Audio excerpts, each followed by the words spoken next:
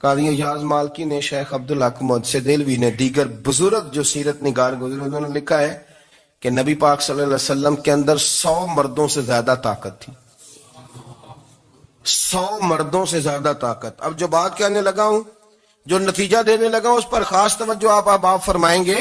ذرا فکری طور پر، نظریاتی طور پر ایک چیز کو سمجھیے. ہم سمجھتے ہیں کہ جوان لڑکا ہے جی جو مرضی کرے، عمر ہے جی.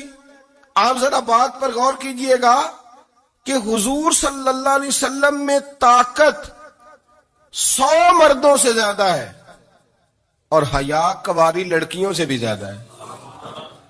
ذرا اس بات کا تقابلی جائزہ کیجئے گا کہ طاقت 100 مرد سے زیادہ ہے لیکن حیا کواری لڑکی سے بھی زیادہ ہے.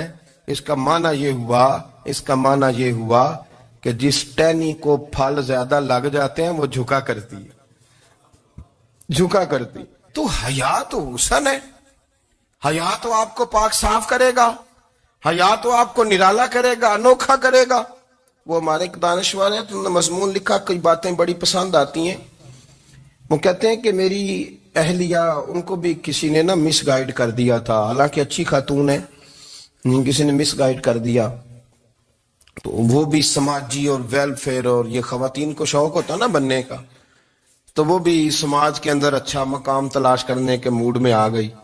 تو کہیں ایک دن جانا تھا تو بڑی بن سور کے میرے ساتھ وہ گاڑی میں بیٹھ گئی. تو میں گاڑی میں، عورتوں کو یہ بھی مسئلہ ہوتا ہے نا کہ ہماری تعریف کرو، تو کئی دفعہ بعد مردوں بیچاروں کو جھوٹ بولنا پڑتا ہے، تو زبردستی کراتی ہے نا جی.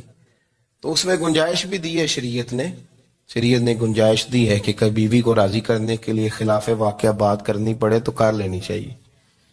تو وہ کراتی بھی ہیں. 3 موقع پر خلاف واقعہ بات کرنے کی اجازت ہے. واقعے کے خلاف بھی آپ بات کر سکتے ہیں. جنگ کے موقع پر 2 لوگوں کو صلح کرانے کے لیے اور بیوی کو راضی کرنے کے لیے کر لیں کوئی ایسی بات، بے شک اپنی طبیعت پہ جبر کر کے کر لیں، گنجائش ہے، اجازت ہے. تو وہ کہتے ہیں جب وہ گاڑی میں میرے ساتھ بیٹھی بن سور کے، تو وہ تقاضا کرنے لگی کہ میں نے بڑے اچھے کپڑے پہنے ہیں پر آپ نے توجہ نہیں کرائی. تو سیانا بندہ تھا، وہ چاہ رہا تھا کہ میری خاتون سمجھ جائے.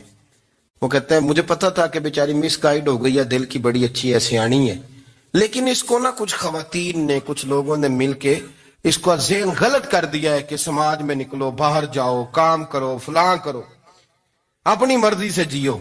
تو میرے ساتھ گاڑی میں بیٹھی کہیں جانے کے لیے، تو مجھ سے کہنے لگی کہ آپ نے میری طرف توجہ ہی نہیں کی، آپ نے کوئی ذکر ہی نہیں کیا کہ میں کیسی لگ رہی ہوں. تو وہ کہتے ہیں میں نے اسے کہا کہ اگر تو ناراض نہ ہو تو پھر میں صحیح والی تعریف کر دوں. تو اس نے کہا کہ آپ کر دیں. تو کہتے ہیں میں نے درد سے اور خلوص سے اپنی بیوی سے کہا، خلوص کے ساتھ.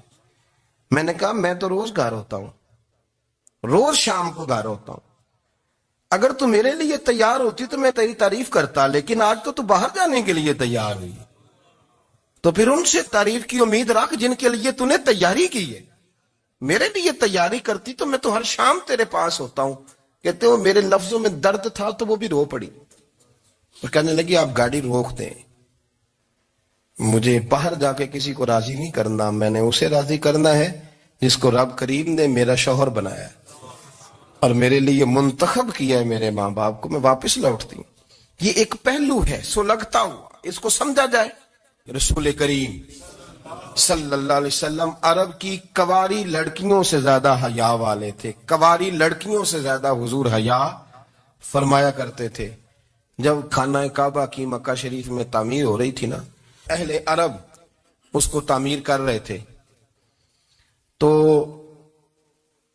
نبی پاک صلی اللہ علیہ وسلم اپنے چچا حضرت عباس کے ساتھ خانہ کعبہ کی تعریف میں مصروف تھے.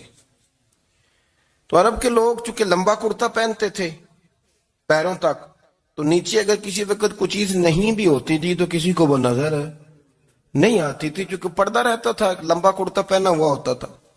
تو جب بچے، سرکار کی عمر مبارک بھی ابھی تھوڑی تھی، تو اس طرح بچے جب نکلتے تو وہ کئی دفعہ اپنی تہمت اتار دیتے نیچے سے، اور کوئی مزدوری کرنے لگتے تو 3-4 طے کر کے تہمت کی کندھے پہ رکھ لیتے. جس طرح کبھی دیہاتوں میں لوگ کپڑا سر پہ رکھتے تھے کہ اوپر اگر کوئی وزنی چیز رکھیں گے تو وہ تکلیف نہیں دے گی.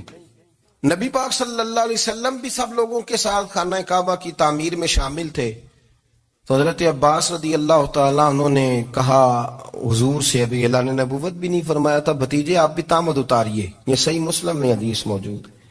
اور اس کو کندھے پہ رکھ لیجیے، آپ اینٹیں اٹھا اٹھا کے لا رہے ہیں تو ذرا آپ کو تکلیف نہیں ہوگی. تو سرکار دو عالم صلی اللہ علیہ وسلم سے یہ بات کہی اور پھر جلدی سے حضور کی تہمت کو نکال کے نا، حالانکہ لمبا کرتا پہنا ہوا ہے، تو وہ جیسے ہی ان کے کندھے پہ رکھا اینٹیں رکھنے کے لیے تو سرکار تو زمین پہ گر گئے، بے ہوش ہو گئے، آنکھیں آسمان کی طرف. اور پھر حضور پکار رہے ہیں آزاری آزاری آزاری، میرا تامت دے دو، میرا تامت دے دو. کبھی کوئی شخص اس وجہ سے بھی بے ہوش ہوا ہے کہ میرے وجود سے کپڑا اتر گیا ہے؟